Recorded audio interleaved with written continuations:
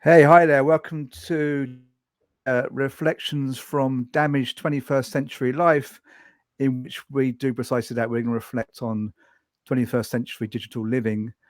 And this episode is dedicated to the issue of mental health and well-being post-COVID and with a looming apocalypse. So I have here with me Eliot Rosenstock, and we're going to have Ernesto Vargas joining us shortly.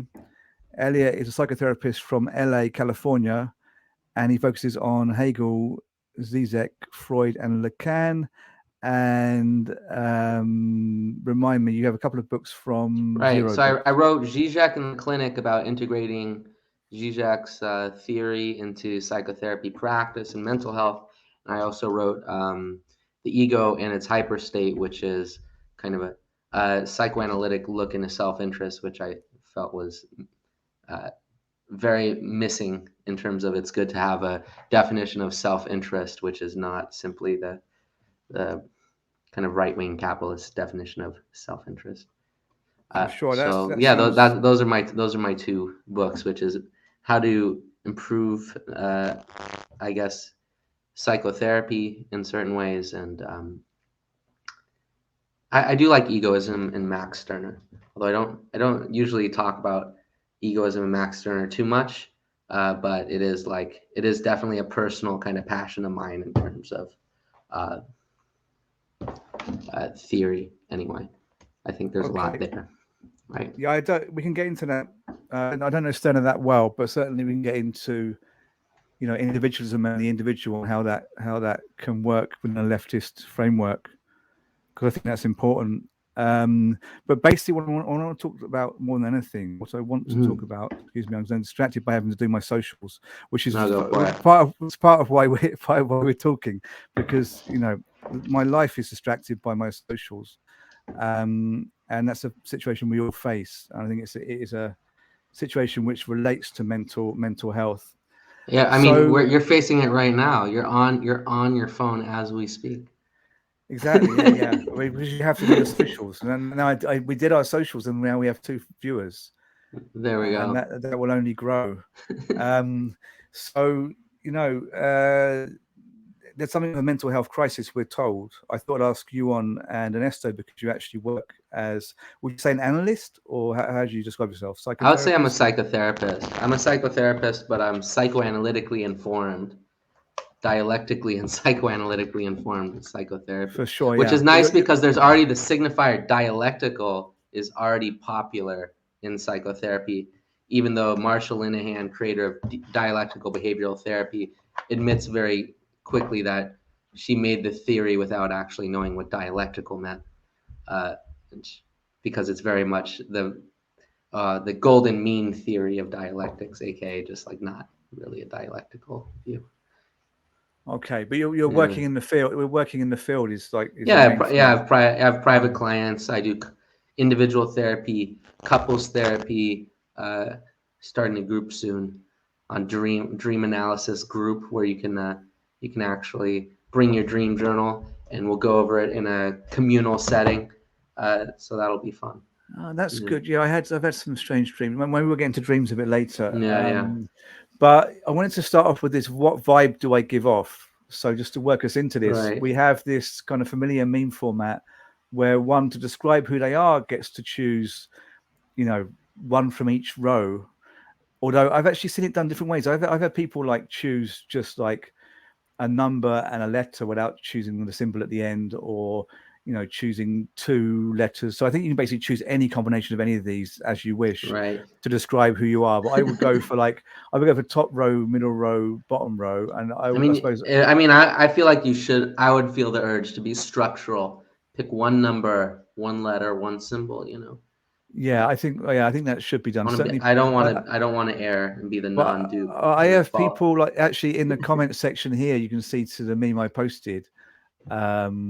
Somebody just puts bracket dollar, and that would be, it's even starting at the end with the bracket, and yeah, it's Yeah. two from the same. It's two from the same row. It's Thus thus both. spoke Nisha in the Bible. Yeah. That's a Okay. bit of an irony right there. Irony answer. Yeah. It seems Yeah. like. I suppose that. Yeah. I suppose they were being they were being clever there. Okay, I missed that. Yeah. Nisha with the All right. Bible there.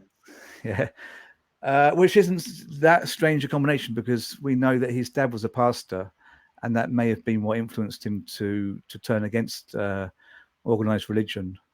His dad was a pastor, what I suppose a vicar priest type figure, who died from a very invasive, I think now people say it's a cancer. Um, and Nietzsche never really forgave God, because it's like, well, my dad's a pastor, but he went through this very painful death. So how did that Right. happen? And then he obviously ended up killing God himself, or that was his idea when Nietzsche proclaimed the death of God. So yeah, not such a strange mix, because that, well, anyway, I could go on forever about Nietzsche, because I just finished writing an essay on Nietzsche. Yeah, I won't go too much into it. But yeah, read Nietzsche, and because he's Antichrist. Actually, this is where Nietzsche is not Antichrist.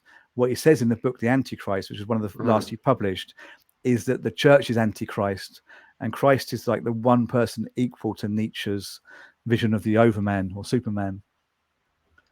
That's interesting. Yeah. So so But Christ is that's almost dialectical. Christ is the Antichrist. Christ yeah, is the overman. Christ yeah, is what can overcome Christianity. That's yeah. like what Jung said about Jungianism. Being Jung overcomes Jungianism. It's the Well, ultimate refutation. To be but the person, you can overcome your cult. yeah, I mean, it's because, I mean, what he says at one point is it's Christ's demeanor on the cross, meaning Christ, kind of the way Christ just accepted his fate in the moment. That's what makes Nietzsche think he could be an example of an overman, because he can live in the moment completely, which is what Nietzsche wants people to do. So I think that fits in nicely to the kind of well-being theme here today. But before I go on, I want to just do my own kind of vibe before I ask you to do your vibe. You So I do would, do your all right. Do your vibe. yeah, I would actually choose Jung, and I choose Jung partly because he's probably the kind of psychoanalytic figure I know the best, and I also think probably he annoys you, um, but not just to annoy you, but just because that kind of creates a good situation there for the viewers. Um, and I would choose Jung because I think kind of some relation to spirituality and kind of, the random things thrown up in the psyche. I think that's really important. Of course, I know Freud's dealing with that and Lacan's dealing with that, but I don't buy Freud's kind of mostly kind of sexual kind of explanations. So I'll choose Jung, and then the objects beneath actually is to explain that's a sauna bucket. It's a kind of bucket you use in a sauna where you throw water onto the hot coals. The woman having acupuncture, that's these tobacco pouches you can chew. And then some crystals, because there's a lot of kind of crystal healing related stuff going on within the meme community lately. And then the rubber duck, just like the rubber duck you have when you have a bath. And then at the bottom, you obviously have the Bible, Tao Te Ching, this book, How to Win Friends and Influence People, which is more of a self-help book aimed at, I suppose it's aimed at career success. And then Jung's Red Book, which is a kind of quite insane book written by Jung when he had a breakdown in, I think it was 1913. I think he was writing it for 3 or 4 years. And then again, Thus Spoke Zarathustra. Anyway, I'm going to choose Jung, acupuncture, because I've been doing some of that recently, and I say it really does work somehow. I can't explain it. So Jung, acupuncture, and I don't know, man. It's tricky. I think I might go for the Nietzsche. Thus spoke Zarathustra. I mean, this is like you. The more you look at it, the more you're tempted to just reject the categories, or is there any saving these? Nietzsche, Red Book, Dale Carnegie, Tao Te Ching, or the Bible. If you started at the bottom, I don't know. I don't like any of these. Who can Nietzsche? I mean, I like more than the others. The Red Book, I like. Why not go? I feel like if we're talking about dreams, this is a bit of a schizophrenic. Let's go. I'm gonna critically go with Red Book from the bottom, just because we're doing something maybe dream related, or I feel like the most kinship with the element of dreams there, even though I'm not a Jungian. So I'll critically support the Red Book. Then okay, so A is I don't even know what A is. That's a wooden spoon and That is, again, that's for the sauna. That's a bucket for the sauna. So a, you a have like sauna bucket. you have water in Oh, there, and you throw it on the hot coals when you have a sauna. so okay, a sauna or a head massage there, which It's seems like acupuncture. acupuncture, right, right. Um, it just looks like, is that just a tin of no, it's a tin of snooze. That's this It's a tobacco tin that of snooze. Yeah, yeah. yeah, that you eat, that you Swedish chew, you put it in your snooze. Yeah, gum. Yeah, yeah. yeah, yeah, yeah. Yeah, yeah. I can't go back to chewing tobacco. So absolutely, I know definitely not C. I want to say negative C. I'm gonna go with Red Book with the element of dreams, whatever anti-chewing tobacco is. Uh, I'm gonna the inverse of chewing tobacco, and because we're on YouTube, I feel like we should cop to being Jordan Peterson, because he's the only Yeah, one although who's on internet TV. although we're on Twitch, we're actually on Twitch, but that's the Internet same. TV, yeah, yeah. Yeah. I don't think Freud was ever on YouTube on purpose. Maybe Dr. Phil was at one point.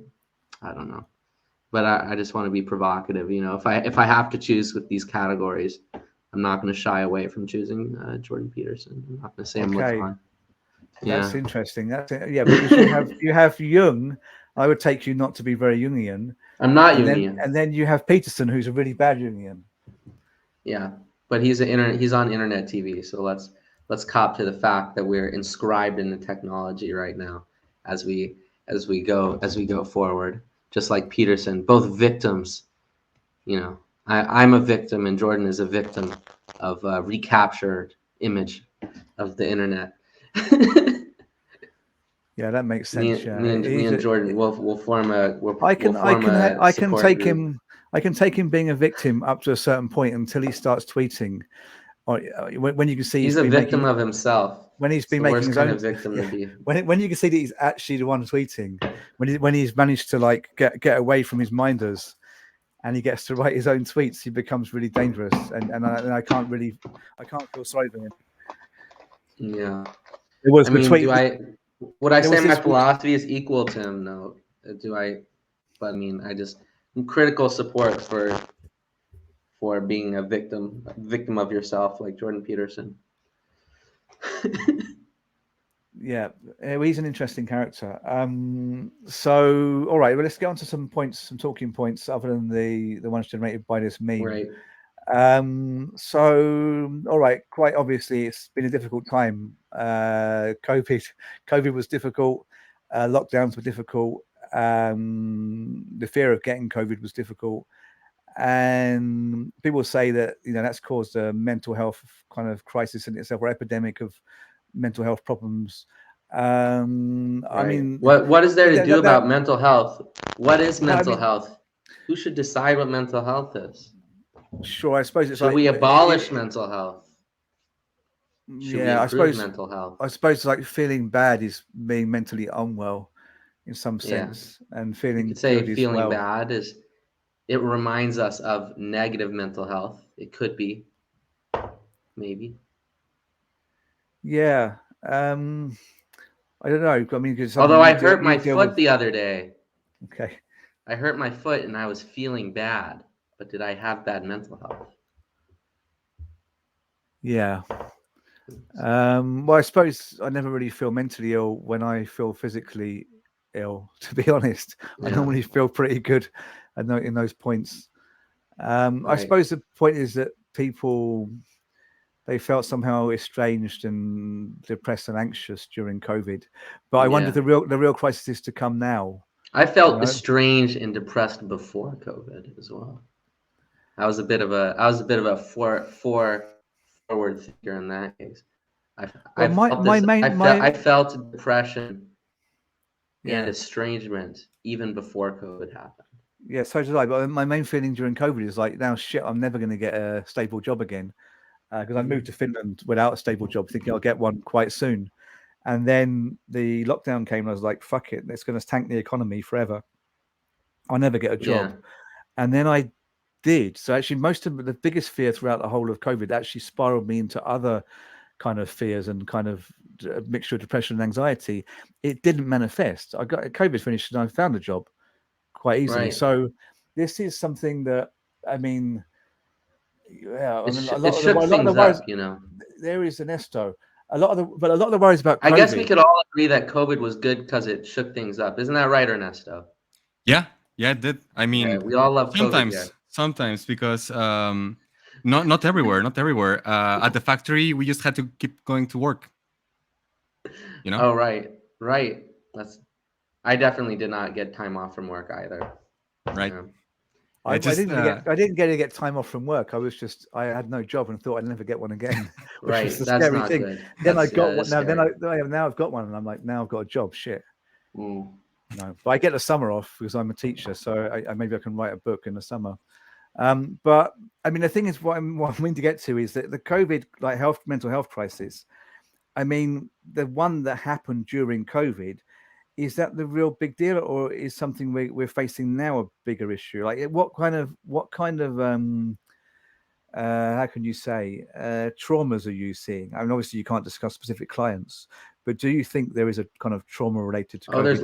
There's lots of COVID traumas. There's also COVID psychoses from more right-wing people I'm seeing, in terms of that did not exhibit psychosis symptoms before the pandemic, are now have gone kind of down a rabbit hole and into these kind of like discourses, right?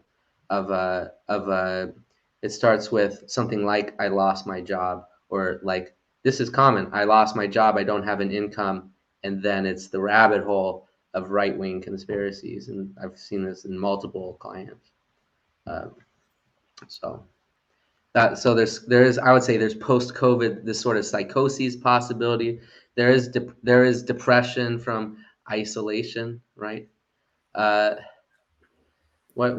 is the Twitch? There's a Twitch commenter, and if they're on Sublation Media Twitch, I feel like we definitely owe it to them to read their comment. It's a good comment. It says the true COVID mental health implication.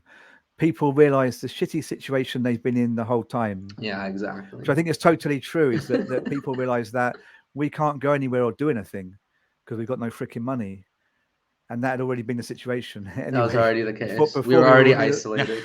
Yeah, or some people ended up in a situation that everyone else was already in, and they didn't like it one bit. Right. Yeah, I mean, being forced to go to work, right? During COVID, like being forced to go to work in person during COVID, because a lot of people, there was a lot of arguments, right? With the schools, right? I mean, of course, there was the economic argument, right? But there was this whole thing about getting to see people in real life and whatnot, when really the only important thing is to keep the profits going. Right. I mean, that was definitely the case. I got told off because I was the first person to wear a mask at my work site in like late February when this was happening, and I got told off in front of the whole company for wearing a mask because it would scare people. And I said, and I like interrupted, and they're like, "Let's move on." I said, "You're clearly referring to me. It's not scaring anybody, and you should probably wear one." Although as soon as I got vaccinated, don't get me wrong, I'm not like an absolute, but I'm like, if there's a new virus and it's circulating, I'm gonna fucking, and we see people, they come in and out and they're right in front of your face, like, yeah. I'm gonna wear a mask, I like wearing the mask, whole anonymous thing and everything, but yeah, it's very weird, especially the difference between countries, because in the United States it all clung to this federal mandate, right? I was at a museum a couple of weeks ago, and I saw a guest coming in, and the museum staff asked them to put on a mask, right? Because the museum says that, right? And they were yelling, I could hear them across the hall, how if there was no federal mandate, they shouldn't have to wear a mask, period. Right. And that didn't happen in my country, because we never had a federal mandate. People were just asked to be conscious, just use your best your own judgment, right? Your best judgment, and wear a mask if you think you have to use a mask. Here are the facts. vaccinate Yeah. first, at least, stuff like that. Be rational. My judgment after I got the 2 vaccines, I just kind of went, I'm done. I honestly, in terms of enjoying it right and left, I definitely went to I'm done with this fully and fuck it. And that was, it's not, I would say it's not recommended. It's not, I don't recommend that for everybody, but it's more of a personal confession. My whole method of enjoyment, I was like, I do not want to get this COVID thing while I'm not vaccinated. And once I was vaccinated, I said, well, it's going to be forever. So I might as well start now, because I don't think it's just a new virus out there, like the cold and flu. It'll forever be out there, I can imagine. Forever mutating. I just want to come in again quickly. I was a little bit absent because I was doing my socials again. This is a perennial problem. So I posted it in a few more places. But I mean, was the lockdown not about, in large part, well, not in large part, but there was a big element of we're now online rather than in real life. And that caused problems. But the thing is, I think we're still kind of with that. We haven't really got away from that. Like, I've been teaching for a semester in university, which is a brilliant university, University of Oulu, not just to plug it, but because I have taught in universities that are not so brilliant in the way they treat staff. It's a good experience. Students seem happy. But we were kind of in a position of having to do most of the semester online, even though we can now teach in real life, because there was some kind of COVID scare at the beginning of the semester. And then we kind of put it to students that, after that scare passed, we can go back to the classroom. And, how do you feel about that? And most of the students are like, no, we'd rather be at home. And this is something you're seeing increasingly in different professions and walks of life, that, Right. We're just increasingly online. And that's bound to have implications. So, what are you seeing in terms of that? But another issue there is, this came up on Facebook in a chat recently, or a thread that actually, Eliot, you said something in this thread. Somebody asked there, is online analysis or online counseling, is that as effective as in real life counseling? Oh, right. And my actual feeling about teaching is that really online teaching is as effective as in real life teaching. And if I think about all the in real life arguments that, hey, you get to be together and there's more kind of, basically boils down to there's more physicality. There's something real, but it's almost like the pheromones somehow are transmitting part of your message as a teacher. I don't really buy that thing of physicality, the group situation, because for one, being in groups scares a lot of students, and that's even before COVID, and before even we were largely online. A lot of introverts don't do very well, obviously, in classroom situations.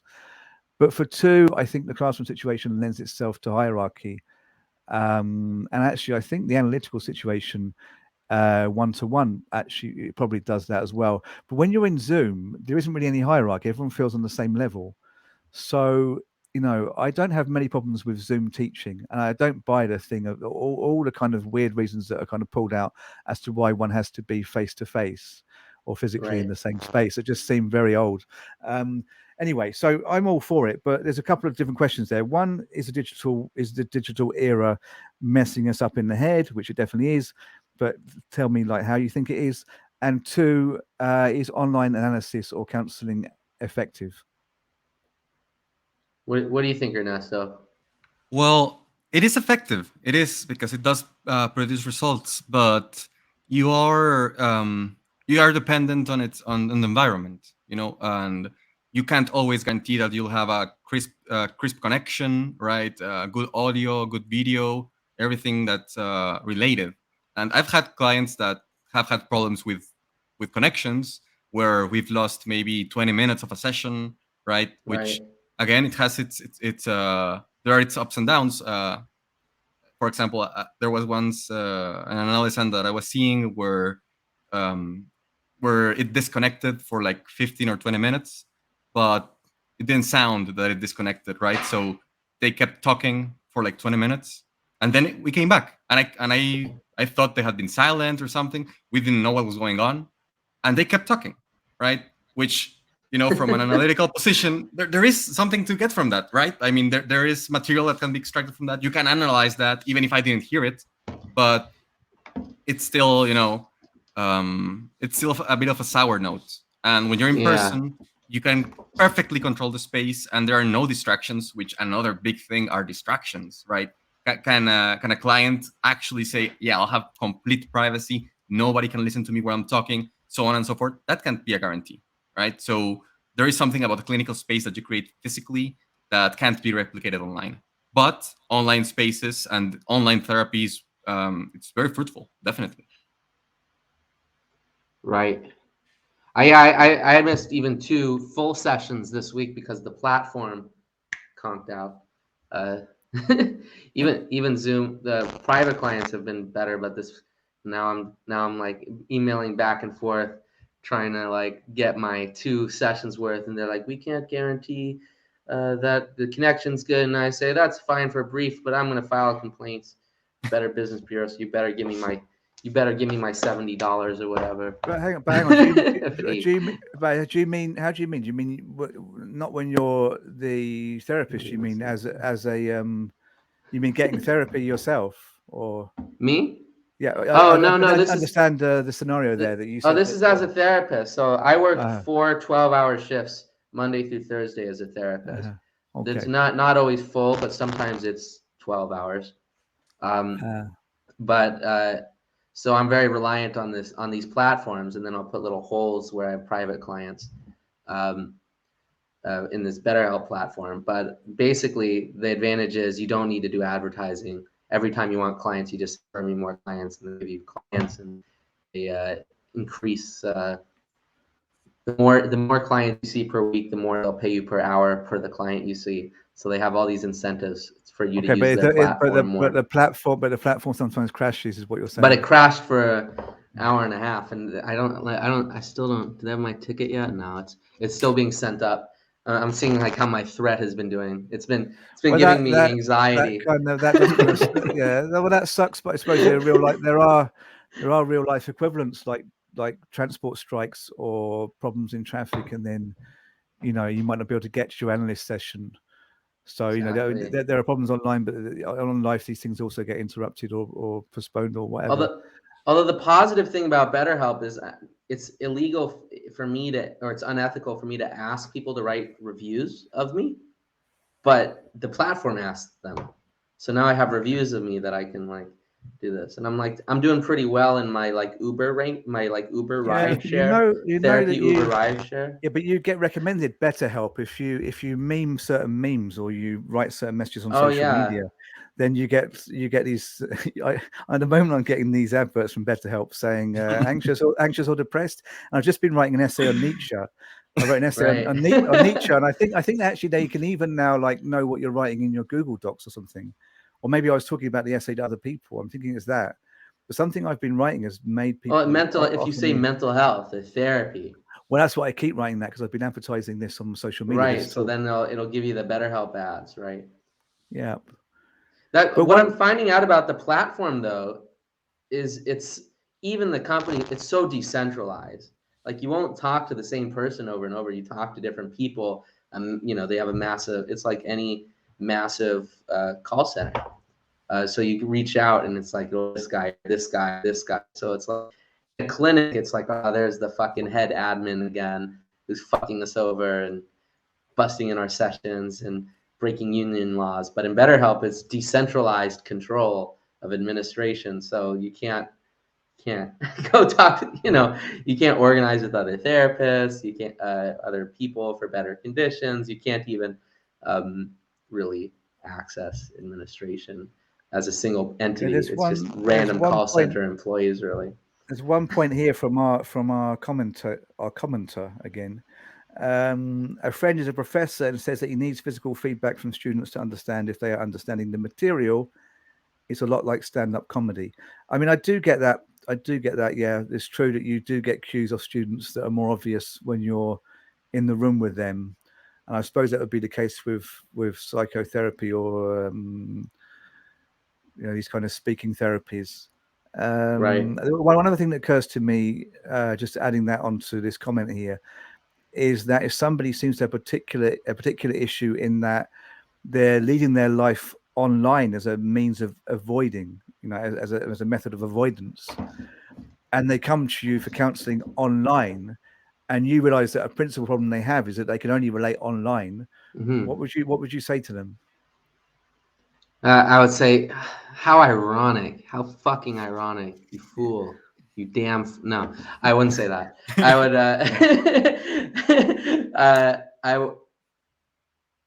I think it'd be worth noticing in terms of noticing that technology inscribes us into this certain mode of relating. And yeah, I have had people that, you know, they're on their phone 12 hours a day is their complaint, right? And you work with them. It's like, well, if you're setting like therapy goals, you'd be like, oh, okay, reduce that. Maybe a good goal is reduce it to 6 hours a day instead of 12 hours a day.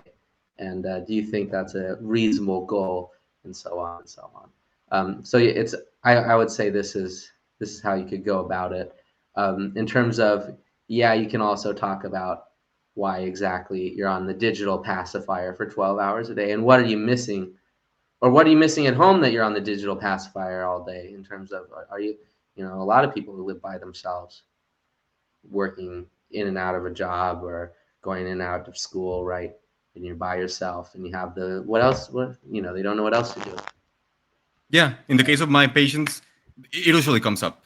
You know, it's usually the reason why they're there, or it becomes a barrier to further analysis. Especially even if it's a online analysis. I mean, in the case of psychoanalysis, you have the benefit that, you know, psychoanalysis is a type of weaning off, you know, of a relation, right? So there is something to that. But besides that, yeah, I can definitely see a lot of my analysts talking about what they do with their bodies, right, and how they relate to what they do with their time. Yeah, it definitely comes up. Yeah, one other thing I want to talk about. We went over this last time we broadcast, which was 2 weeks ago. Ernesto was here, and we talked about Mark Fisher, and that's what I want to kind of avoid doing this time, because I think we get over reliant on Mark Fisher and capitalist realism and the simple equation that capitalism equals depression. However, I mean, he's not saying that capitalism solely equals depression. He's saying it causes depression. There are presumably other causes. But I want to ask you, I mean, I think you're going to agree that capitalism can cause depression, anxiety, psychosis, etc. But what other factors are there? Because I think there is a danger in this simplification of Fisher, because it's not just capitalism. You know, there's things one has to do to feel well.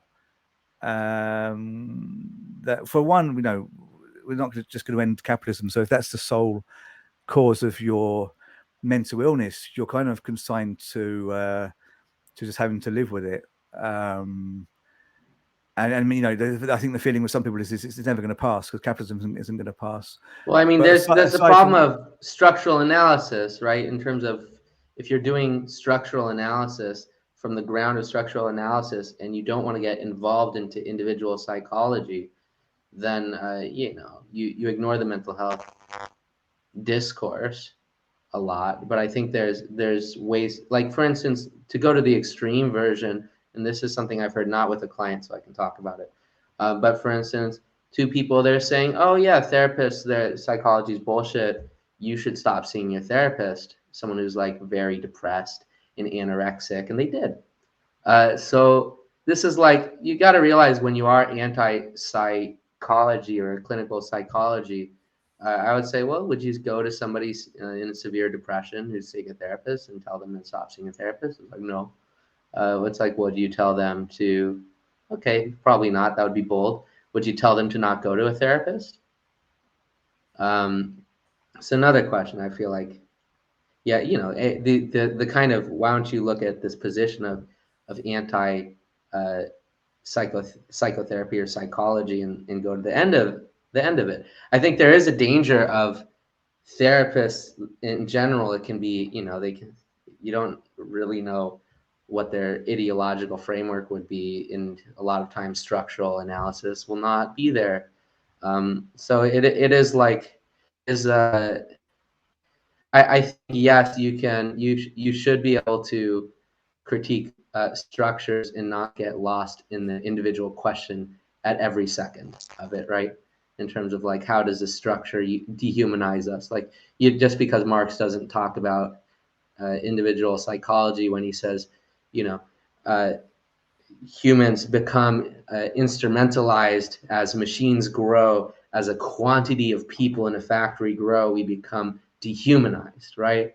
That's not really Freud, but you should know, you should be able to understand this as a clinician. Wouldn't it be good if you could go to a therapist that understood that these processes existed? I mean, would you say Marx is wrong that this doesn't affect our individual psychology, that we should turn instead to psychoanalysis and not pay attention to I think Marx is dehumanizing? I think like Marx is totally right. Yeah, I think Marx is right, but I think Marx was even aware that there are many other factors. But yes, he had certain motivations for inscribing everything materially. I think there's a lot to do with just good old guilt, in the sense that it's talked about in terms of religion and confession in the Christian church that had a certain role to play. And I think that psychotherapy kind of emerged from that. There are a lot of factors that are quite personal and that don't relate solely to your material situation, and of course they're entwined, because I think a lot of it comes down to a sense of guilt, but also inadequacy. You're not doing what you should be doing, and not even morally, but you're just not quite up to standard somehow. Right. And I think that transcends economic systems. I think it's almost, I think actually, you correct me if I'm wrong, but I think this is a very Lacanian thing to say. It's almost just part of being human, and it's kind of an unshiftable stain on being human. But this is the discourse, though. But I would say I would disagree, because this is a discourse. I am not up to standard is a particular discourse. Not everybody's inscribed into that particular discourse to measure quality, right? In terms of, to go Hegelian, right, back to like Hegel, is like, what are you doing? You're measuring quality of the other and the self and in various capacities, I don't know. right? I don't know many people who aren't doing that. Would you say there's people who are outside of that? Who are outside of measuring quality? I would say probably not. But in terms of the discourses of what quality am I think you can see that people are made, and there are certain people that have a certain neurosis which is centered on self-image or self-accomplishment, and this is the quality. And there are other people that maybe to some level assess quality, but things are of a higher order than, like, do I make more money? This is like, you could also say, oh, you could mathematically add up how much people are taking in each year, and people also, but to what extent is this, how much money do I make discourse present in the social sphere? Like, also, like, how we could go by height. I feel like that's the fun one. I keep bringing up how tall Alfie is. That he's 6'4". Let's go by height.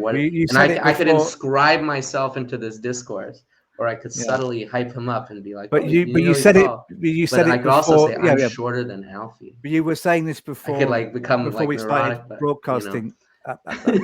We were saying it before we started broadcasting, and actually early on I was thinking that would have been like the most interesting thing to start with, is Alfie Bowney 6'4", because no one knows he's that tall. Anyway, it's a silly thing. Eliot was saying before we started broadcasting. But this is generally a positive quality to be tall, right? Yeah, I'm 6'3".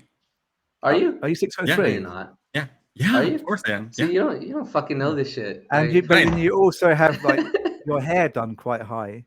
Yeah, so it's maybe 6'4", right? Okay, that's not really fair. And then I need a 2 foot. I need a 2 foot quiff. So Ernesto's taller than me. Now am I going to be neurotic about the quality of my being? He's taller than me. Yeah, but I'll just do this. Ernesto. Yeah, but I know Eliot is about the same height as me. He told me earlier, which I didn't think. I somehow I might have thought. But you can see how a discourse of qualitative 5'11". measurement, the fact that you're doing the discourse is very important, rather than it's essentially there somewhere, versus exactly how is it entered into the fray, right? Because once you bring your awareness to it, mindfulness, right? Once you bring your awareness to the discourse, it becomes something different. And Yeah. I think maybe you have internal values somewhere that relate, that are more essential and consistent in time. And maybe that the discourse in the moment is affected by these things. But, you know, I would say, like for me, I'm comparing, I would say I'm comparing myself to my own goals in the future, and also my health mobility, and also it's like, do I feel healthy lately? Do I feel like I'm enjoying work? Am I enjoying my free time? Of course, it's the super ego still. Am I enjoying enough? Right. This is my kind of daily neuroses. Right. Yeah, Less I so than also think comparative ones. there are some things that are pretty standardized, like mortality. You know, the fact we're all going to die, that's going to be there whether we live in a Sure. capitalist society or not. So I think, you know, even when you have the really Should good we talk periods, about the if implications you of the fact that we're all going to die? yeah, if I can finish, sorry, but if you're Yeah, all sorry. because we don't have that long on the planet even, let alone on the stream. No, but we're all going to die. But what I mean by that is that, you know, when you feel really good and everything's on a roll, you can be like, oh shit, this is going to end. Haven't really had that feeling so much when I feel bad. But it is, you know, it's an unmovable fact that's going to return to one Well, now and also then. And I think I feel like you're confronted by the grief and loss of death before you die. So we're you have a lot. we're Yeah. losing viewers now. Like we just dropped off some viewers. We started talking about death. Death, yeah. It's not sexy. I mean, it shouldn't be. I mean, it depends what your kink is, but it's upsetting people anyway. I mean, I think even disregarding the thing of death, it's like, what are we? We're actually material that's dying, or, you know, I think that links in also to kind of a sense of uncleanliness. And I hope I'm not talking just about my own neuroses here. I suppose we always are, but, you know, I suppose there's a kind of thing of us not being the perfect thing we will want to be, of us being fundamentally weak and and decaying. That is always there, however well you can present yourself. So I think There's being the thing, but there's also having things, right? In terms of like, I would say having, do I have this, is just as significant as I am this, right? There's lots of ways to kind of slice being, you know what I mean? In terms of identity is only that's like one slice. But I suppose what I really want to get to is that there are things that go beyond capitalism. There are things that there are always going to be these mental illnesses, but of course capitalism puts a certain slant on that. Maybe it piles extra stress onto the universalized stress of being mortal. Maybe it does. Maybe that's enough to deal with, and then you have to deal with all the crap that capitalism gives you, like turning up to work if you do a 9 to 5. You're having your life dominated by work, and then working relationships, hierarchies within work. So maybe I can kind of see, that even having universalized problems that will always cause mental illness does not get rid of the problem of capitalism causing mental illness, because it causes a new kind of mental illness, or an extra kind. So capitalism, it's so all pervasive, right? Couldn't you also, like, it's almost like saying having a body causes physical illness. It's like, yes, I mean, but capitalism and the mode of production which currently exists is so all pervasive that of course it's going to have a major impact, because it's not just impacting mental health, it's defining your entire mental symbolic orders, right? Yeah, I'm still worried about our two viewers that got scared about death. So I think we need to send a tweet out like come back, it's sexy time. Come back, it's sexy time. Yeah, or something. We stopped talking about death. Right. But okay, they're lost. Bye. But yeah, where are we? I mean, I don't know what. Now I'm trying to trace back what I'm really trying to get at. But I suppose just that I mean, I just see a danger. What I really want to say is that there's a danger in thinking it's all about capitalism, because there are other factors. But I suppose also that is quite valuable, because the thing is, what I'm saying in a way is, yeah, okay, we're basically we're just mortal beings, but also, like, in a way, we're more than just capitalism. We have our neuroses that we can separate from capitalism. You see what I mean? And that almost is a bad, that almost it turns things around into a positive. What do we separate our neurosis Now from I capitalism have with? creative neuroses that are not just reliant on capitalism. They're because I'm a valuable individual, creative. Wait, but Mike, what is separating our neuroses from capitalism? I'm like confused. What separates this? Is it just because I said so? The fact of them existing, the fact of there being mental illnesses in any case, and also I think, how can there be this moment of mental illness? Hang on, this creative potential of mental illness, which you can use to turn against capitalism, if capitalism's all there is. Where in Fisher, at the end of Capitalist Realism, he suggests this weaponization of depression, and kind of using the creative impulses that arise from capitalism against the system. How is that possible? Also in Adorno, how is it possible that you could somehow have some breakthrough via an artwork which can challenge a completely commodified whole, if there's not something that goes in excess of that completely commodified system of which you're a part? So I think, in a way, realizing that, some of our creative impulses, a lot of which are kind of intertwined with mental illness, they have their own life, that they're not solely a product of capitalism. I think realizing that could be instrumental in us, actually challenging capitalism through creativity.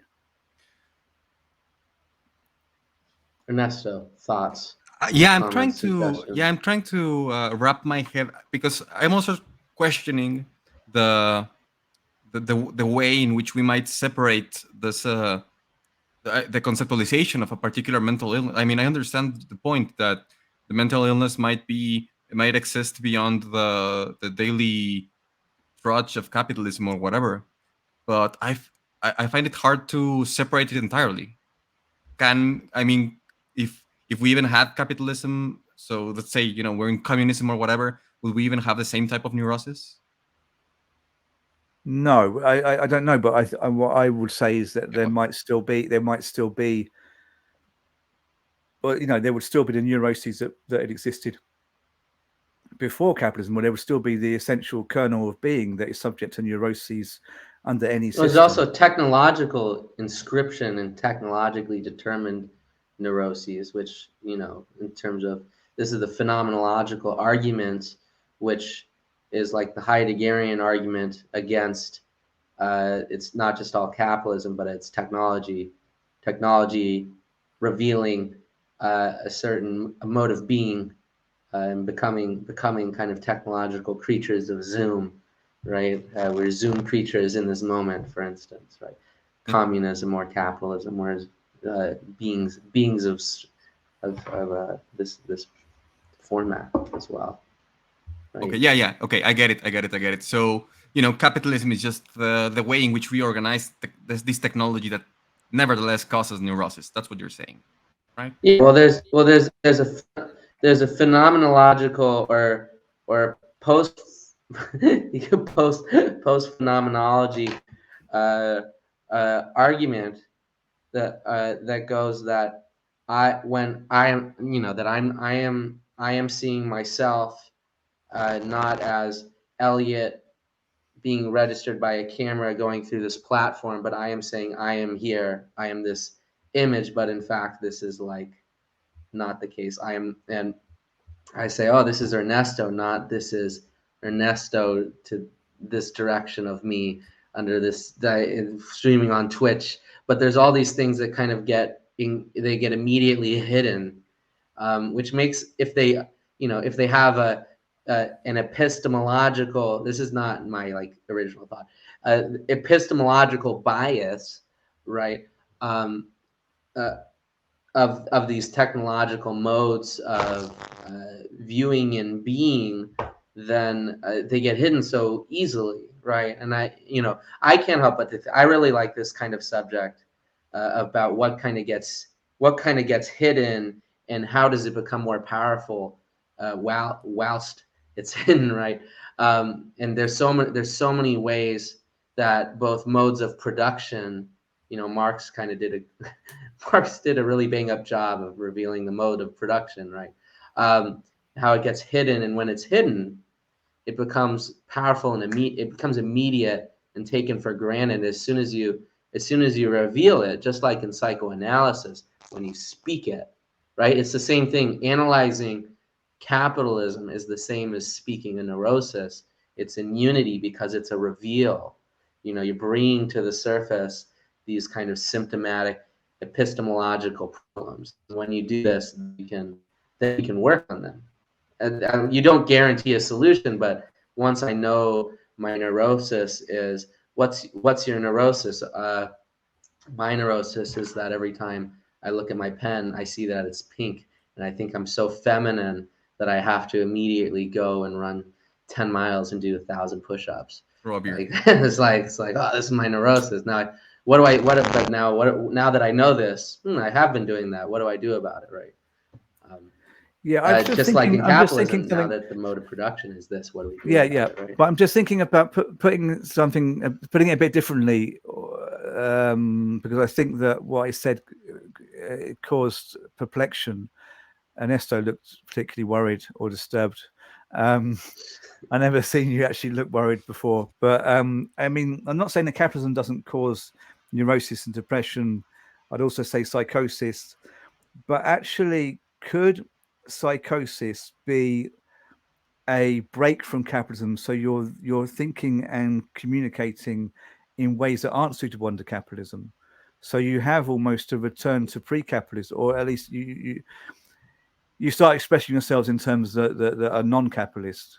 Psychosis is like it's a wound of capitalism, and through the fall or the wound, of course, a solution can come up. But I feel like it would be wrong to not mourn this wound of psychosis that is caused by the pressures of capitalism, and poverty. Yeah, I'm sure it's caused by the pressures. But what I mean is, with capitalism, is all about the numerical count, about accumulating, about use values, profits.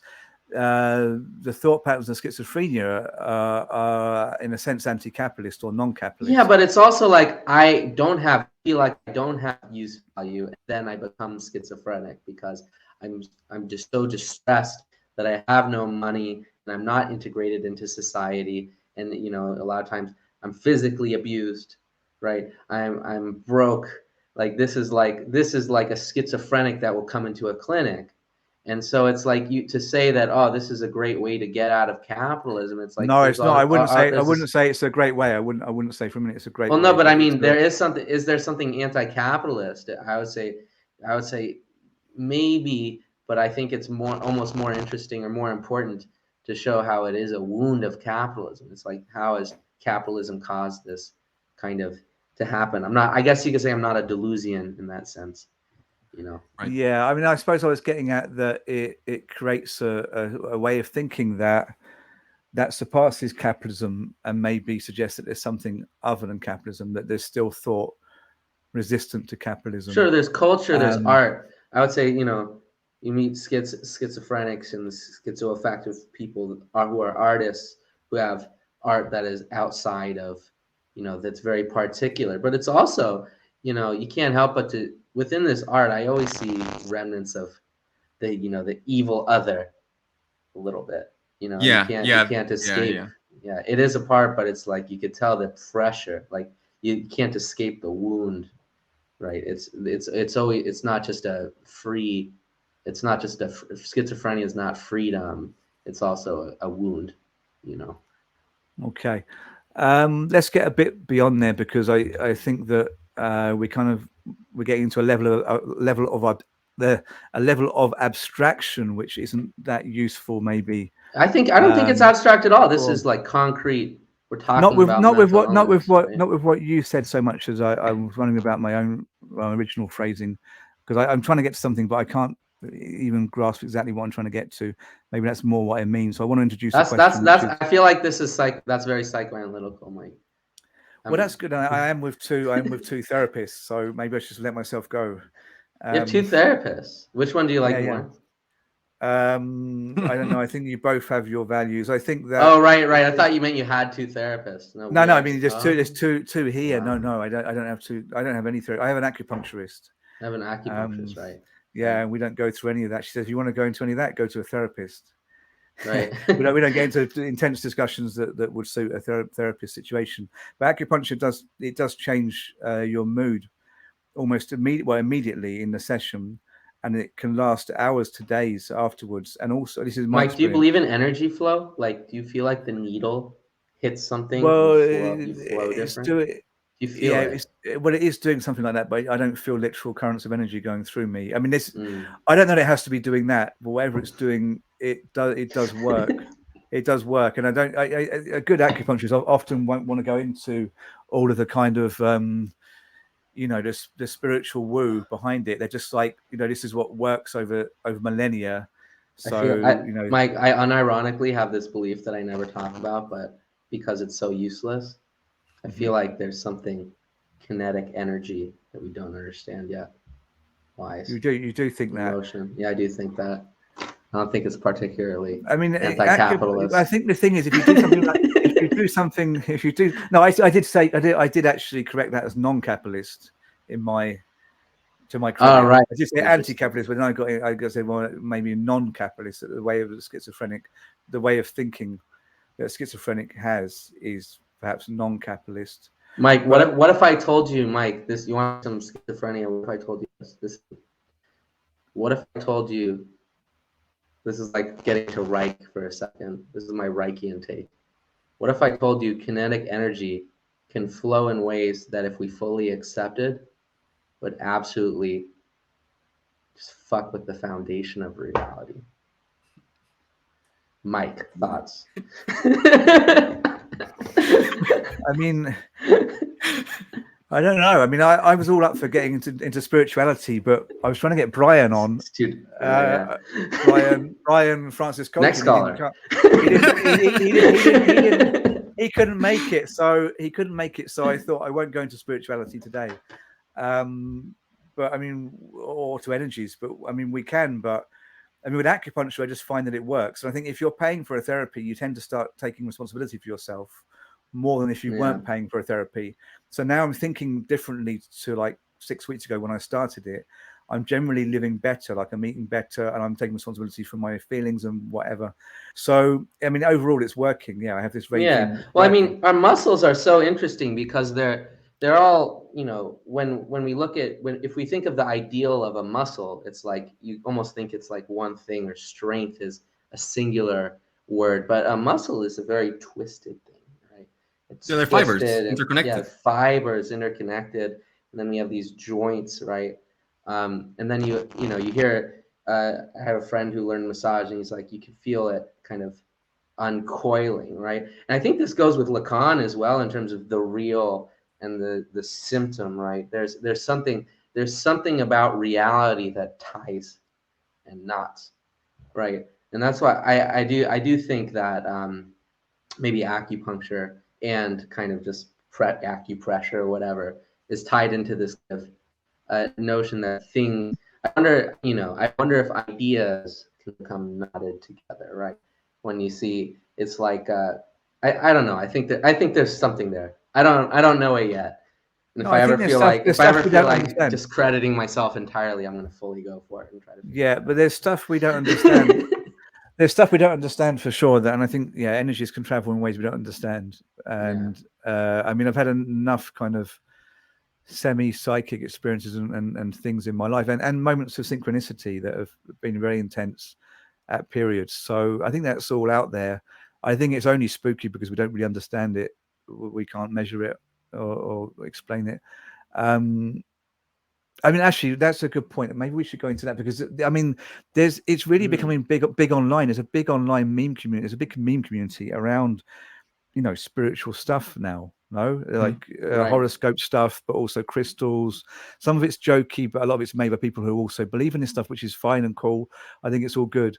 But are there not also risks? Are you experiencing people who maybe have maladaptations to this kind of thing, or maybe it has a bad effect on them. Because I think I think it has a worse effect on therapists. I feel like therapists will have these beliefs more so and present them as core beliefs more so than clients. But I'm from Los Angeles, so maybe that's why I see that A lot of woo there. There's a lot of woo. But, I mean, I'll never forget being the only therapist in the supervision who didn't believe ghosts exist when they said a lot of spirituality, well, the whole thing basically, spirituality as such revolves around the capacity for objects to affect us, or things to affect us from a distance. And that's how the internet works. I mean, you see an image, you feel good, you feel bad. Somebody tells you, something bad. Someone attacks you on Twitter, and you feel shitty. But I think it really taps into something in the human psyche, which can be dangerous. I mean, like getting a mob turned against you online is a bit like having a curse. If somebody sends you a message saying, we're going to do shit to you, or whatever, all you're seeing is a few words on the screen. But that changes your life. That changes your reality. Did you experience the mob with the memeing of Mark Fisher book? Would you say you got the mob? Yeah, I had few. There was like several hundred shares of that cover with like nasty things being said, some quite personal, at once. Yeah. On the same day, at one period. Yeah. So that did make me feel very tense for a couple of days. Yeah, that did. Yeah, and it's not the only instance I've experienced, but probably the most extreme I've experienced. Yeah.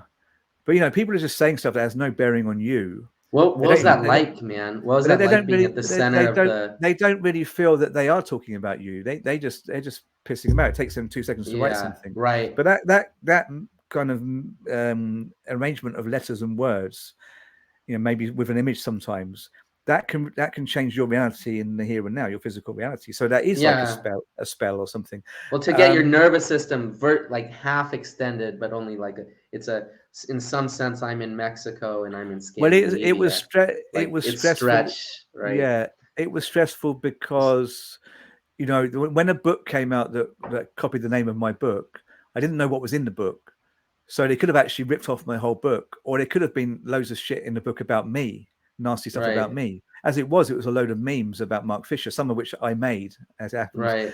But also the personal jokes were more about Doug Lane. The only couple of personal jokes in there were a couple of memes about Doug Lane, I think. Right. Or something they said about Doug Lane, which isn't good either, obviously. Sorry, Doug. But they weren't so much about me.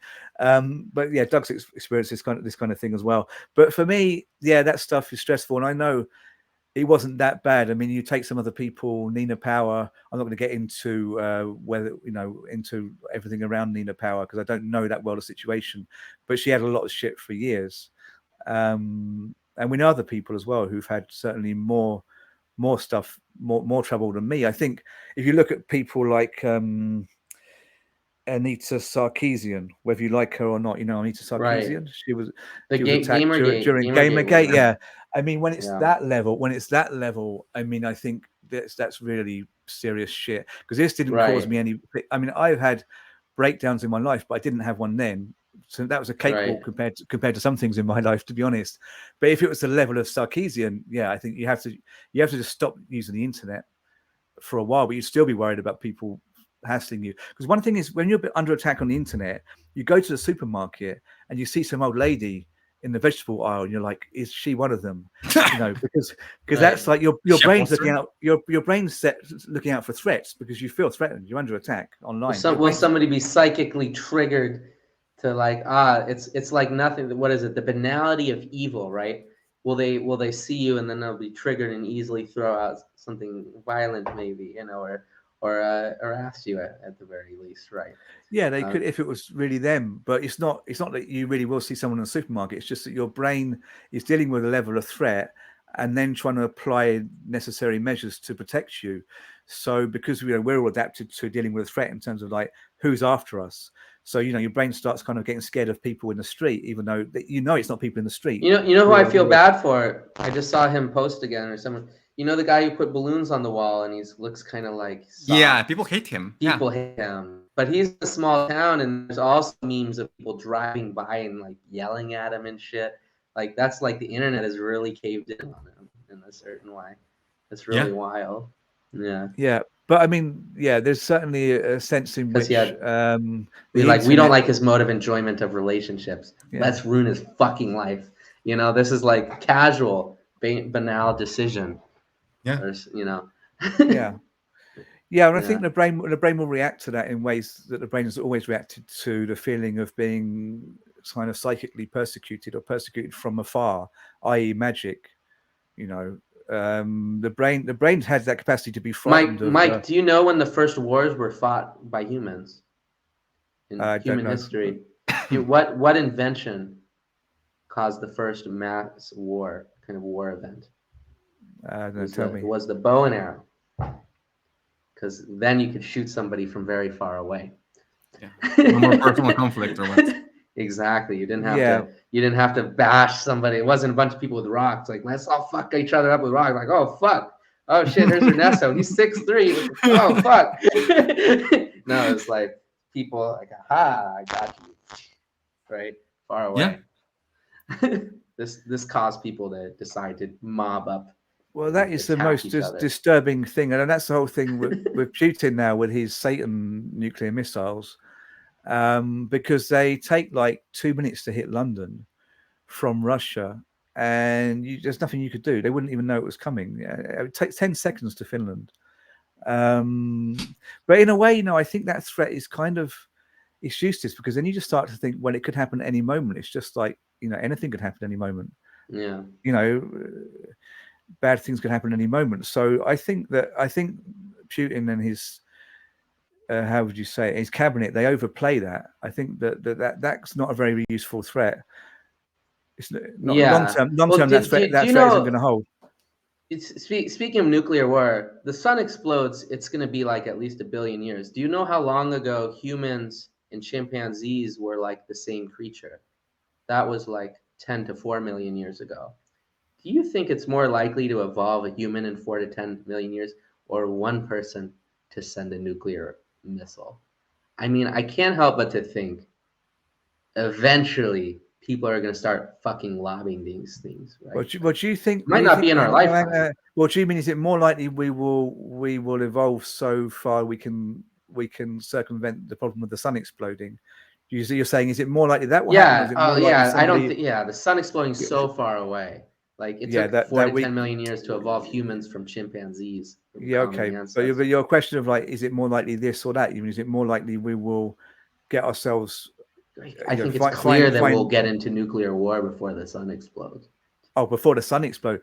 Yeah. Yeah, unless we get beyond that kind of period, unless we kind of develop psychically or somehow, psychologically. What period? Get beyond what? The warheads. Like it only takes one generation. Get beyond the thing of let's nuke each other and just go, well, let's not ever do that. Actually, that if we could do that. That'd be impressive if we got 100,000 years without lobbying. But but this is a good. This gets us onto a good. This gets us onto a good talking point. Because I did intend to ask, do you feel that this threat of World War III, but also just literally the coverage, the media, social media coverage of Ukraine, is that causing mental health crises? I don't mean if you're in the Ukraine, because of course that's causing mental health crises, but I mean for the rest of us just watching this stuff. Do you see that damaging people? I mean, there has been an uptick in school shootings, right? And random shootings in the street and so on. Yeah, I feel like this war coverage is definitely fucking with people. It's too early to be able to tell objectively, but things are getting worse, aren't they? Yeah, I mean, I'd say there's people who are stressed by it. Maybe that's more because I'm in Finland and I'm thinking about people in Eastern Europe quite a lot. I get annoyed with online people who talk a lot about the war, but they're like in Britain or America or France. But it's my thing. Maybe I don't know. Well, you're a border country with conscription as well in Finland. Yeah, I don't think people shouldn't. Yeah, also, but I don't think people shouldn't be speaking about it. I just sometimes some of the statements I've had from Western podcasters and meme makers about Ukraine, I find them like really ignorant, and I don't know. I wish they just get a Russian on their show, or a Ukrainian, and ask them what they think. But okay, I think actually that is starting to happen anyway. And I do, I think a lot of the people around us are informed. Like you have Stefan Bertram Lee, who's that guy Doug always brings on to speak about this as well, who's Polish, part Polish, who always wears a shirt on Sublation. What's his name? They always make fun of him. He's Polish and wearing a shirt. These, you know, all the shirt. I think he has Polish heritage and he's an American. Anyway, forget it. There's some people who are smart. Okay, I'm not saying that people shouldn't speak about this stuff. I just get a bit annoyed at the limits of Western podcasters, but I'm also doing the same thing. Well, there's a limit of speech as well. That, you know, like how you can only critique so much, and sure, Putin is creeping But I suppose my point more than that is my point I want to get to more is that okay, I'm in a country that borders. Therefore, maybe I'm seeing the more worry than you're seeing, because I'm asking you, like, do you see people worried about this? Maybe I am seeing people worried just because of the proximity of Finland to Russia. Maybe I'm assuming that. Well, in our local paper, we're getting news stories about the war, such as man leaves his wife for Ukrainian refugee. Oh yeah, that was a good one. I saw that. I saw that one as well. I've seen it in the Italian press as well. I've seen it everywhere. This Ukrainian, she fled from Lviv to Berlin, and then she wanted to go to Britain. And this guy said to his partner, who he had kids with, "Should we get a Ukrainian?" And like they signed up for the government scheme where they ascribe you a Ukrainian, but he couldn't wait. It was taking too long, so he went to find one online, and he found this very attractive, by all accounts, 22-year-old blonde Ukrainian woman, and she moved in, and he was like, my wife didn't like it, or she's actually his spouse, they weren't married, and my wife didn't like it one bit. She kept complaining, and I was like, you know, of course she fucking was complaining, man. I mean, it would happen if he had designs. He was taking her to the gym, this Ukrainian woman, and they were getting on very well and had long chats after the gym. And then the wife tried to throw out the Ukrainian guest, and he said, if she's leaving, I'm leaving. And they moved into his parents. But this Ukrainian guest, she'd only been there 10 days. In 10 days, they fell in love, and he left his wife. And I just think that the only thing there is she thinking completely straight? Does she really know what she wants? You know, not as much as him. I'm not so worried about him. Sure, is he thinking straight too? But I mean, come on, she's just come from a war-torn country. She's been in Britain 10 days. You know, there's no time to let the blood dry sometimes, Mike. You just keep going. But she's all over the media. She's all over the media. I don't know. Well, good luck to them anyway, whatever. Yeah, I mean, it's good. But I wonder what the interest is there, because it's all over the Sun, which is a right-wing tabloid. And are they trying to like make having refugees in your house appealing or non-appealing by putting this story everywhere?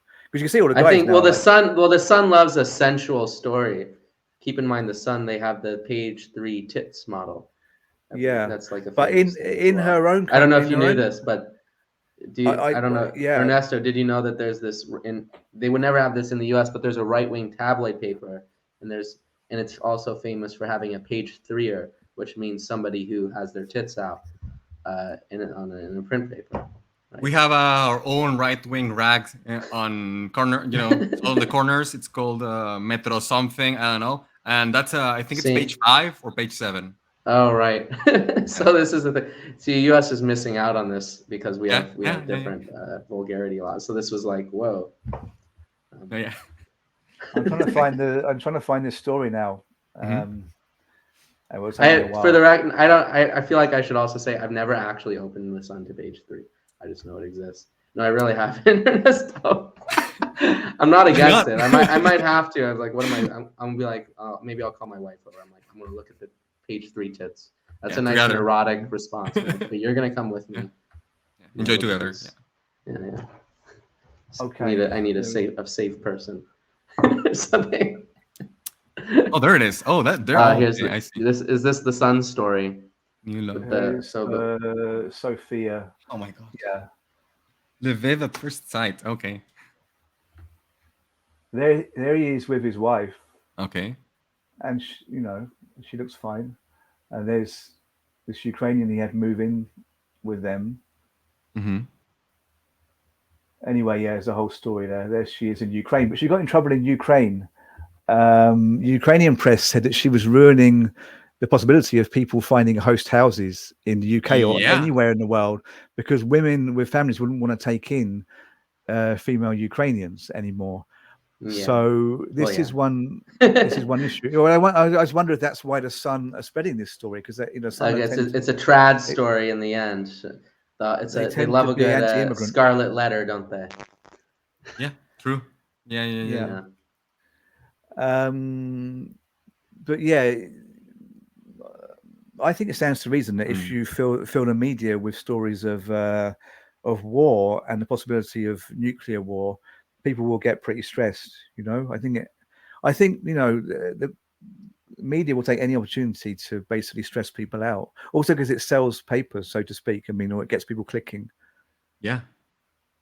It is funny, isn't it? That it's supposed to be a conservative, upholding values and so on and so forth. But in the end, this is all for titillation, right? This isn't just informing. It's more apparent in the UK as well, like this dialectic of hyper rule following, and also but of course we know that the perverse underside is like very apparent. And I would say even compared to the US, it's like it's all in one package. It's like there is no split. There's no like, oh, we're clean, but also there's a vulgar underside. Now you got the Trump. It's all in one. But in the UK, it's very clear that there is this dualism, right? I saw something on Boris Johnson visited my city here in the UK, Whitley Bay, and his team got the city name wrong when he made a Twitter post that he visited. That's all right. But I remember, so I clicked on the Conservatives page for their Twitter because they're all excited. Bojo was here, and they were sharing stuff like speed limit stuff. So they were like, of course we need stronger speed laws, and of course, how does this video end with the Conservatives but peeling out in their car, like, yeah, fuck it, you know what I mean? Like, so there's like they clearly enjoy it's like we perversely enforce the law, but also, of course, who gives a shit, right? This is like, whoa. This is their dynamic. Yeah, there you go. So I got caught up replying to Instagram messages. That's how bad I am. I could be actually running a stream and forget and end up responding to social media messages. There you go. We're making the stream comfortable, so yeah. But you guys are doing fine anyway. I could go look at messages and get distracted. Oh shoot, here it comes. My mom's best friend responded to my Johnny Depp post. Be helpful. Oh, good. I thought she was going to say something negative about my take, and I don't think I could have emotionally taken that. Honestly, I'd be like, "Oh fuck, is she like gonna?"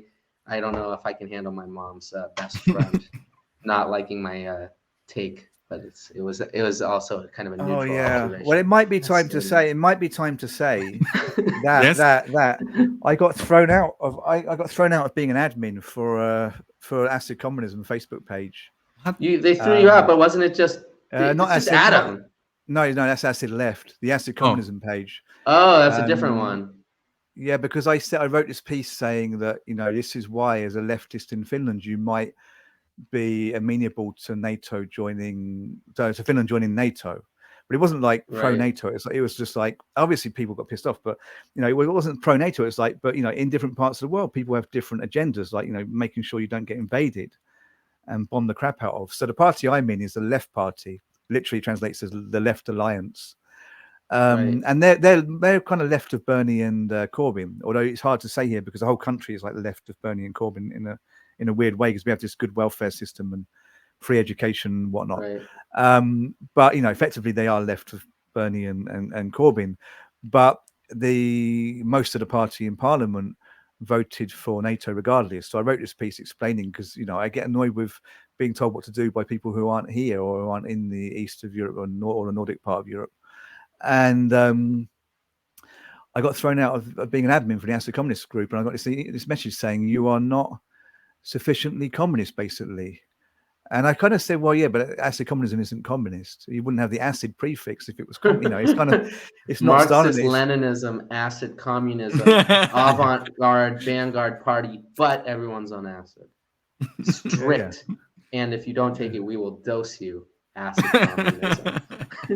That's my ML. I was surprised, but speaking about online stuff, that happened to me. You were like worrying about your mum's friend, and I didn't get that upset. I was just like, okay, here we go, because I first joined a political organization when I was, I think, 17 or 18.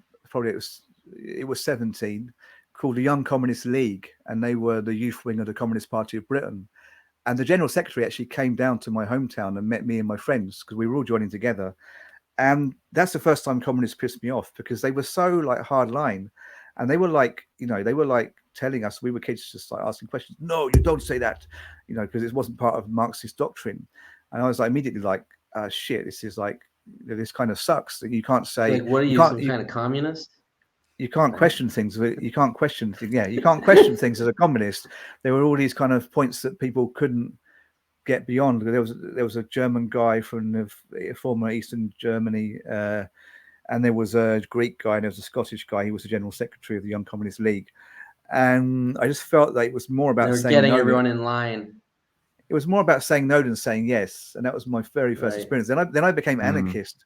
I became anarchist for decades, and then recently I started to call myself socialist, and that was I finished reading Das Kapital, and I thought, okay, actually I can get on board with this materialist line. But I wonder again. I started to feel more anarchist again, because some of the things. Well, I mean, Engels was like, I feel like this is in Marx and Engels, which is like elections. They're intrinsic. You get involved with party politics in the interest of the party, and you become a bourgeois social climber, and you stop being a Marxist. But I feel like there's a Marxist core, which is like the state is an invalid bourgeois force, and we should fight against it, which is that's not anarchy, right? I mean, it can be, but I feel like this is a particularly, if it is anarchy, this is a Marxist view of anarchy, which is we are against the state insofar as it's a mechanism of bourgeois politics. There are dialectical things the state can do, which maybe this will move forward. But I think there are ways to be a Marxist here, that it seems like. But I think the signifier Marxist, like you said, like somebody saying you don't say that, you do say this, you don't, right? This is like. At what point is it more important to have intellectual freedom, because whoever calls themselves a Marxist is actually doing pointless party politics and creating a little cult, right? It's like, I mean, it requires context. I think in Finland, I can't imagine you need to fucking stand and get in line to whoever the fuck, you know what I mean? Yeah, I'm part of the communist youth in Mexico. It is also the youth division of the party it's called Partido de los Comunistas. That's a communists party, party belonging to the communists. And it isn't the Mexican Communist Party or the Party of the Mexican Communists or whatever, which are the old ancestral parties. This is a more modern party that came. It was integrated about 20 years ago, more or less, and it's pretty cool. I mean, we are Marxist-Leninists, but we aren't like dogmatists. I'm a militant in the Gender Commission, and I'm gonna do a lecture on sexuation by Supanchik. That's not Marxist-Leninist. Right. That's cool. Yeah. Man, I like your Vanguard Party. Maybe your Vanguard Party should win. I don't know who is this for these I don't know whoever this is writing, but they're saying some funny things, and they've been sending us messages. I don't know, there must be someone on the inside of Sublation, because they're just like it could be Joaquin. Joaquin's like, No, we would know if it's Joaquin, right? It says at 6'3" Ernesto is the Goliath of the communist youth. Should I? I was thinking. Oh yeah. Well, you still really can't tell. Yeah, you I was thinking. I'm 7'5". Definitely. Oh, And he's this shirt is silk, not Oh. polyester. No, Oh, it's okay. not. It's polyester. I have silk ones, but they need to go to the dry cleaner. This one, it's crazy. The new cheap material beautiful. is so much better than that material. Anyway. Okay. You totally didn't realize this. Yeah, sorry, Mike. No, it's okay. But I think you can both come back next time because it's good. If I don't have to actually talk, that makes things easier. Or I can come in now and then. I was just thinking, Ernesto, like, what's the age limit on the young 30. communist? 30. Yeah, I think it was quite old in England back then. It was a young communist league. I think was still 25. It's not quite 30, but you know. All right, so I wouldn't be able to be part of it because I'm 32. I'm right on the edge. I'm turning 30 this year. So Right. So after- what do you do once you turn 30 and you're part of this? I was gonna say I have to affiliate with the Communist Party, and that's more boring. Yeah. Yeah. I'm probably gonna stay with the youth and work with them for a while. Yeah. Find a way to be a guest lecturer or something. We have a youth group in Vasamisto, the party I'm in, which is also called the Left Alliance in English, as I explained earlier. But Vasamisto has a youth group, and they won't join in any of my meetings. We keep trying to get the youth representatives into the meetings I'm running because I'm trying to get things going. Like we had like a meme workshop. We had like a board gaming workshop where we rewrote this kind of right wing board game to be left wing. And we're trying to get barbecues going, like left-wing grill pilling. And we really need, like, you know, enthusiastic young people, because the thing is, the local party is a bit in stasis. It's a bit boring. So I'm trying to get like solidarity kind of things going, things that can breed solidarity. And we keep like trying to reach out to the youth, and they're like, yeah, we'll maybe come to the meeting, and they don't come. And I've seen some of these people around, and I think they just think I'm a boomer, you know. Which could happen, you know. I'm 40 something. They're probably like in their late teens, early 20s. So there you go. That's it. And Ernesto is in the communist youth. I can't even get them to talk to me here in Finland, because maybe Ernesto should come over and like. Hopefully, say, yeah. Ernesto is coming to Finland, and then they'll all come to the meeting. We'll have a life-size cardboard cutout. He's 6'3" as well. I could put that on the flyer. Yeah, I'll match some of the finish. Yeah, there you go. I will be in Europe in around September. So okay, do you know what countries you're going to? I'm gonna go to Italy and try to make it all the way to Holland. I'm in Italy Amsterdam. in October. In October, I'm in Italy. Well, we'll organize. Yeah, okay, but you're doing it with family or partner? Just my partner and I. Just my partner. Okay. Oh, we should definitely do something. Yeah. Okay. Yeah, for sure. That's good. You're in Great Britain, right, Eliot? Yeah, I'm in Newcastle upon Tyne, or actually I'm in Whitley Bay, which is like the coast. Yeah, so let's assemble in Paris. Oh yeah, Gay Paris. Yeah, I mean, that would be good. We'll go find Conrad. Yeah. Oh yeah, I feel like Conrad's kicking around in Paris. I feel like I am going to Paris in July with family. I gotta bust into his. Kick his ass. You should meet him. I have to have him. He's supposed to come on here. He has to come on here. Vanguard.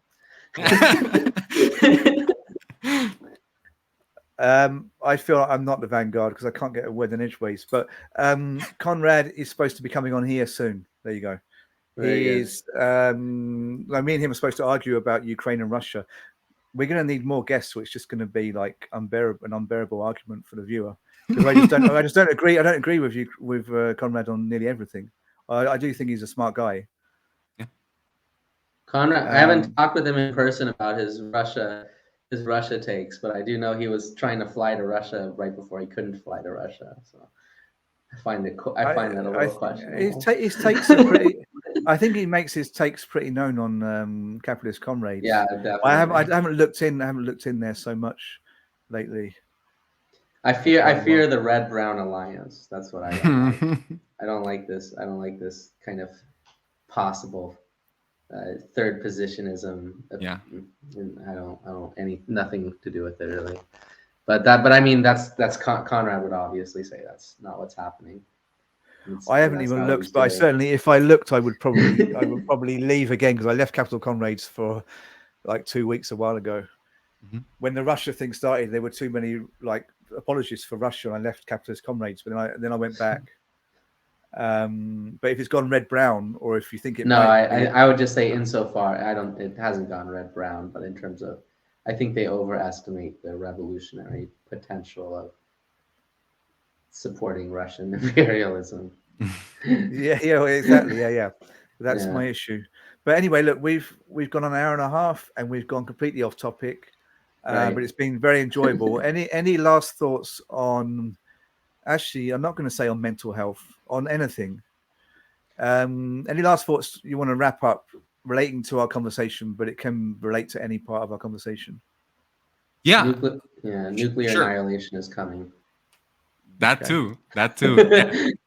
Yeah, I was gonna say I was reading a great book by Byung-Chul Han earlier this morning, and the book's title "No Things," like nothings, and he goes a lot into what we're talking about, and he says about how things used to hold, special. I mean, it's obviously special meaning. They used to hold memories and so on and so forth. The things that surround us, right? The things that make up our environment, and that nowadays things have been either being completely supplanted by the commodity form, and they're just objects that can be sold and bought.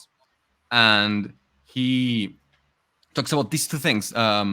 He calls them informatons, which are things that instead of holding memories, they hold data, right? And this data, it it goes beyond what usually constitutes a subject, which is memories, remembrances, and so on, and it's just whatever's up to date. I think if people want to read a little bit more about the degradation of the lived experience, right, and how capitalism has done that, they should check out Byung-Chul Han, and specifically this book, Nothings, if they want to reflect a little bit on how we've been overtaken by the data economy, and how that completely has supplanted any sort of subjective relations between each other. The data economy, definitely.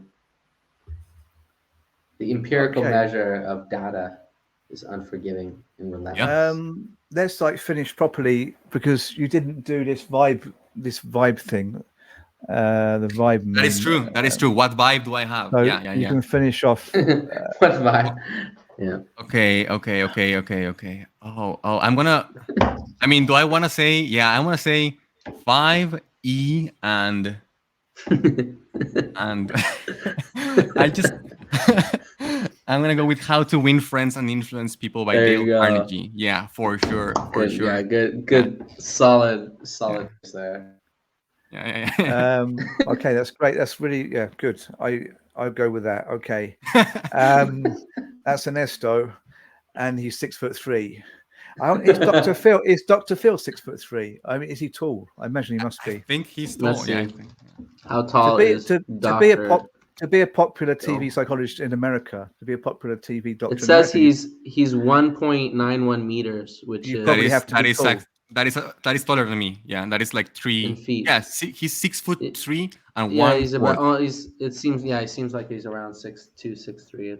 Oh no! Oh wait, no, because that's his 0.26, which is actually one quarter of a foot. What's 12 divided by 4? Yeah, there you go. So okay, he's Dr. Phil and Ernesto. How tall is Jordan Peterson whilst we're here? I've seen him once. He's a little bit shorter than me, but he's about 6'2", 6'3". Yeah, I saw him in person once, and I said, and I told him, hey, I'm gonna refute you, and he said, good luck. And but then I remember I emailed Zizek, and I was like, whatever you do, don't let him be your friend. I felt like I tried to help it. I remember he said something that I said in an email on RT when he was interviewed about the debate, and then Peterson lost his mind, obviously. So yeah, that's pretty good. I was like, be careful what you wish for, Jordan. Careful what you wish for. Yeah, you don't even know. I'm going to dialectically refute you through Slavoy. Exactly. It's just not you. All of us. I suppose what I found astounding about his breakdown is that he came back and started acting exactly the same as before. Mm-hmm. You imagine that the pressure he was under as a really, really big selling author who's constantly discussed on social media, that pressure probably contributed, somewhat to his breakdown. But he came back, looking a little bit ill when he first came back after a year of his breakdown. But then quite quickly ended up just acting exactly the same as before, with the same kind of workload and everything. And clearly isn't doing that well with his recent Twitter outburst when he fat shamed this woman. You remember that? It was a few days ago. And I feel like he needs to do some work on resentment, on what on his relation to the his other thing views is about the world. also Simple cognitive therapy stuff, I feel like would but help also him. his speaking patterns. His speaking patterns look to me like he's back on something, because he talks a lot like how he talked before he came off his back on the benzos, you mean? Yeah, before he came off the benzos, he talked very fluently, even if he talked complete crap. He had the confidence to talk, very in a way that's charismatic, we could say. But of course, he was on benzos, and it all adds up. And I'm like, if I was on benzos, I'd also be talking very fluently and charismatically like that in front of people all the time. Well, I mean, if benzos would make you fluent and charismatic, I mean, maybe it's a good option. But if I took benzos just for a few days, and they do make you. I don't know if they made me charismatic. One thing they made me do is wake up at 7 a.m. and just start reading. And my girlfriend woke up and she was like, "Wow," because I don't normally do that. I wouldn't do anything at 7 a.m. Right. And that was kind of useful, I suppose. But they're highly addictive. Yeah. And you have to come off them quickly. And the come down is really. I'm not a psychiatrist. I said that, but like. But Jordan Peterson was on them. Peterson was on them long term. I don't know. Actually, I can't say if he's on them again or not. That's a stupid thing to say. All I can say is that he's acting a lot like he was before. He's not a model of like how to heal yourself, I don't think. His own staff took his Twitter rights away from him because of that tweet he sent, that fat shaming tweet. Right. So when you tweet stupid stuff, often you're not very well. You're not in a good place. Yeah, for instance, all my tweets are gold, and I'm in a great place, and I'm the epitome of mental health. So this is, I agree. When I'm feeling good, I don't normally tweet hardly anything when I'm feeling good. When I tweet something that I think is a really good idea, that's when a few minutes later it starts coming around in my head. I've done something really stupid just now. What was it? I'm thinking, did I leave the oven on? And then I was thinking, no, it's that tweet. And then sometimes I'm like, no, just leave it there. And sometimes I wake up next day and I'm like, fuck. And I'm like in a shitstorm on Twitter or more like Instagram. But it's the worst thing to happen to me is when I think I've had a really good idea. Yeah, I think there's always a place in society for people like Jordan Peterson. So of course he's back to his old ways. So his right-wing accomplices wouldn't accept him any other way. And he's a grifter. Right. So he has no other way of making money. Right. Yeah. But we have to end on something better than Jordan Peterson. How tall is the rubber duck? It's actually 6'3". It's horse-sized. 6'3" rubber duck. They don't know. You can't tell because he's in that picture, but he's 6'3", and he's wearing Yeezys, but you can't see them. You can't see Yeezys under that. Yeah, because they're under duck. Yeah, they're under the duck. Exactly. Yeah, like the picture. He would be flexing on you at a different angle. You'd be able to see that this duck is 6'3" with some Yeezys. They might be off StockX. Might be secondhand Yeezys, but they're Yeezys. But he's not as tall. He's still not as tall as Ernesto with his quiff, with his white haircut. The quiff. So I think the duck's gonna have to get a top hat. Yeah. Maybe 2. Yeah. All right. Okay.